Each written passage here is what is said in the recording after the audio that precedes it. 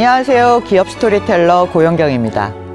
기업은 늘 불확실한 세상에서 변화를 통해 생존해 왔습니다. 불확실성의 시대, 기업은 어떻게 위기 속에서 기회를 만들고 새로운 가치를 창조해낼까? 오늘 EBR에서 다뤄볼 주제는 기업의 생존을 좌우하는 The Next Value입니다.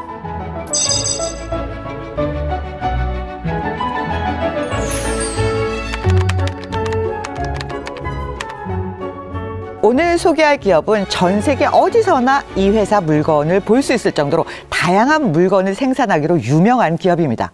늙은 기업은 창의적일 수 없다는 관념을 깨부순 이 기업의 생존 비결에 대해 살펴보려고 합니다.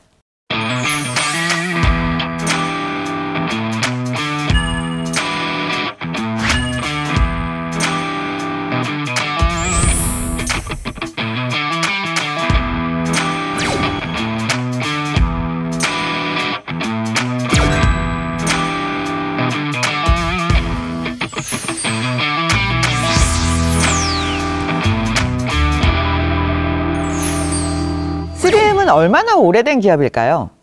창의적이고 발랄한 이미지 때문에 젊은 기업일 것 같지만 무려 100년 이상의 역사를 가진 장수 기업입니다. 3M의 역사가 시작된 것은 무려 1902년입니다. 하지만 이때는 조금 낯선 이름, 미네소타 마이닝 앤 매뉴팩처링 컴퍼니. 이름이 너무 길어서 첫 글자를 따서 3M으로 바꿨죠. 처음 창업자들의 목표는 연마제 제조에 필요한 광물인 강옥을 발굴해서 동부 연마 공장에 납품하는 것이었어요. 이 연마제라는 게 뭐냐? 여러분들 그 사포 혹은 빼빠라고도 하죠. 연마제라고도 부르고요. 이 샌드페이퍼를 만드는 거죠. 하지만 강옥 발굴에 실패하자 빠르게 광산업을 접고 원료를 외부에서 조달하는 방식으로 사포 제조에 집중을 한 다음에 이 사포를 갖다 파는 그런 방식이었습니다. 이때가 1900년대 초반이니까 지을 게 굉장히 많았기 때문에 사포 수요가 엄청나게 많았습니다. 연마제로 시작해 연마천, 돌가루를 붙이는 접착제 등 같은 종류의 상품군에 확장해 가면서 연구 개발을 계속했고 공장을 크게 키워갔습니다. 제품 개발을 해가는 과정에서 작은 규모의 연구소도 만들게 됐죠.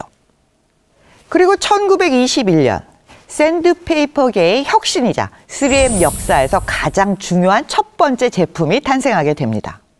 세계 최초의 방수 연마제, wet or dry. 즉, 방수 사포의 특허를 내면서 시장에 선보이게 되었죠. 당시 업계에서는 샌드페이퍼를 사용할 때 발생하는 먼지 때문에 엄청나게 고통을 받고 있었거든요. 이 먼지를 줄이려면 물을 뿌려야 하는데 기존 사포는 물이 닿으면 기능이 떨어질 수밖에 없어서 먼지 속에서 일을 해야 했기 때문이죠. 그런데 작업할 때 물을 함께 사용할 수 있는 3M의 방수 사포가 개발되면서 먼지를 줄일 수 있을 뿐만 아니라 제품 마감에 손상을 입히던 마찰을 같이 줄일 수 있게 되었던 겁니다. 덕분에 근로자들에게는 더욱 깨끗하고 안전한 작업 환경이 만들어졌습니다. 이것도 재밌는 것이 애초에 이런 목적으로 개발한 것은 아니었어요. 면도날에 얼굴을 다치는 사람이 많다는 점에 착안을 해서 수염을 깎을 수 있는 사포를 개발해보자며 시작했던 연구가 방수사포를 탄생시킨 배경이 되었습니다.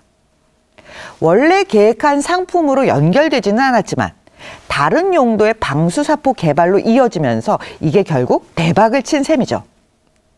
향후 이 방수사포는 전 세계적으로 자동차 제조업체 그리고 페인트 가게 등에서 광범위하게 사용되게 됩니다. 그리고 1925년 두 번째 혁신적인 제품이 탄생하게 됩니다. 바로 마스킹 테이프를 개발한 것이죠. 이때 활약한 것이 원래 연구소 보조였던 리차드 드류였습니다. 당시 자동차는 이 투톤 컬러가 유행을 했는데요.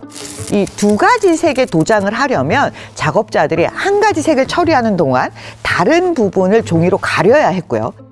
종이는 테이프를 붙여서 고정을 시켜야 되는데 이때 이 테이프의 접착력이 너무 강력해서 페인트가 마른 후에 이 테이프를 떼어내면 페인트까지 같이 벗겨지는 일이 자주 발생했던 것입니다.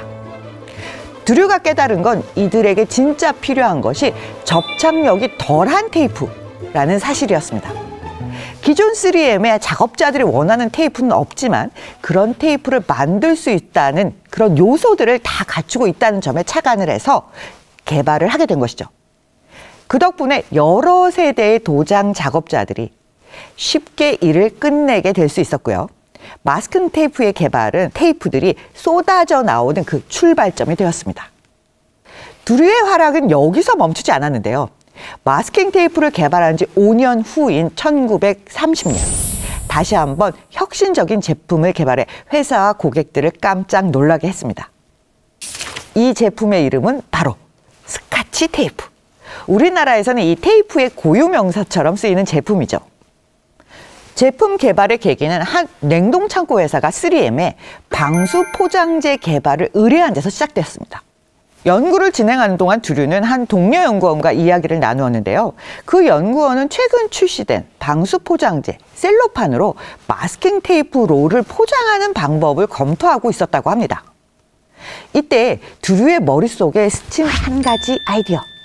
셀로판에 접착제를 도포하면 절연용 봉합 테이프로 사용할 수 있지 않을까? 약 1년간의 연구 끝에 셀로판의 접착제가 균일하게 도포되지 않는 문제, 셀로판이 갈라지는 문제 등을 해결하고 1930년 9월 8일 마침내 세계 최초의 스카치 셀로판 테이프가 고객에게 전달되게 됩니다. 스카치 셀로판 테이프는 시장에 출시되자마자 날개도 친 듯이 팔려나갔고 3M 역사상 가장 유명하고 가장 널리 애용받는 제품이 되었습니다. 공장, 사무실 등 여러 곳에서 선풍적인 인기를 끌었고요. 오늘날까지도 널리 쓰이면서 새로운 용도가 계속 개발되고 있습니다. 그리고 시간이 흘러 가장 유명한 사례이자 3M 연구원들의 독창성을 보여주는 또 다른 제품, 포스트잇이 개발되죠. 1968년 3M 소속 엔지니어였던 스펜서 실버 박사는 절대로 떨어지지 않은 초강력 풀 개발에 골몰하고 있었습니다. 그런데 오히려 접착력이 너무 약해서 쉽게 떨어지는 풀을 발명해 버립니다. 당시로선 실패작이었죠. 이 풀은 이후 무려 6년 동안 잊혀져 있다가 시간이 지난 1974년 빛을 보게 되는데요. 같은 기업에서 일하던 연구원 아서 프라이가 책갈피나 메모지 용도로 사용하면 어떨까라는 아이디어를 떠올렸기 때문이었죠. 처음 3M은 종이에 약한 풀을 바른 이 제품을 스틱 노트라고 불렀다가 1980년부터는 포스트잇이라는 제품으로 미국 전역에서 판매를 시작했습니다. 계속된 R&D의 성과를 보여주며 2014년 10만 번째 특허를 획득하면서 혁신에 있어서 기념비적인 기록을 달성하게 되죠. 이후에도 수많은 연구개발 성공 사례들이 있는데요. 수술실에서 쓰는 덮개의 파란 천, 천식 마스크 같은 헬스케어 제품을 비롯해 여전히 굉장한 제품 포트폴리오를 다양하게 구비하고 있습니다. 3M이 우리 생활 곳곳에서 감초처럼 유용한 필수용품들을 생산해온 세계가 인정하는 혁신과 발명의 선도자라는 것은 자명한 사실입니다.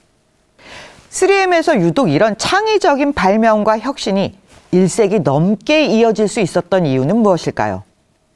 아마도 현장에서 발견하는 아이디어, 그리고 끊임없는 연구개발, 실패를 두려워하지 않은 자율적인 기업 문화 덕분일 것입니다. 3M은 시장의 경쟁 판도를 완전히 뒤바꾸는 이른바 게임 체인저 개발을 우선시했습니다. 뿐만 아니라 이런 기술을 한 제품에 고착시키지 않고 다양화하는 데 그 역량을 집중했죠. 또한 노동자들, 특히 연구원들이 최고의 환경에서 기술 개발에 임할 수 있게 아낌없이 지원을 했습니다. 1949년부터 18년간 3M 회장으로 재직한 윌리엄 맥나이트가 이 같은 혁신 기반을 다졌습니다. 맥나이트 회장이 세운 세 가지 경영 원칙이 있는데요. 바로 10%, 30%, 15% 룰입니다. 최근 1년 내 개발된 신제품 매출이 총 매출의 10%를 차지하고 4년 내 개발된 신제품이 매출의 30%가 돼야 한다는 원칙입니다. 또 두 원칙을 뒷받침하기 위해 연구원들에게 업무 시간의 15%를 자유롭게 활용할 수 있는 제도를 마련했습니다. 하지만 2018년 새로운 최고 경영자 마이크 로만이 부임하면서 최근에는 혁신을 장려하는 3M의 기업 문화가 조금씩 퇴색되고 있다는 걱정이 많습니다. 경영진이 막대한 비용이 들어가는 신제품 개발 대신에 기존 제품의 점진적인 개선을 우선시한다는 것이죠. 하지만 120년이 넘는 도전의 역사와 문화를 지켜온 기업인 만큼 앞으로 3M의 혁신은 계속해서 지켜볼 일입니다.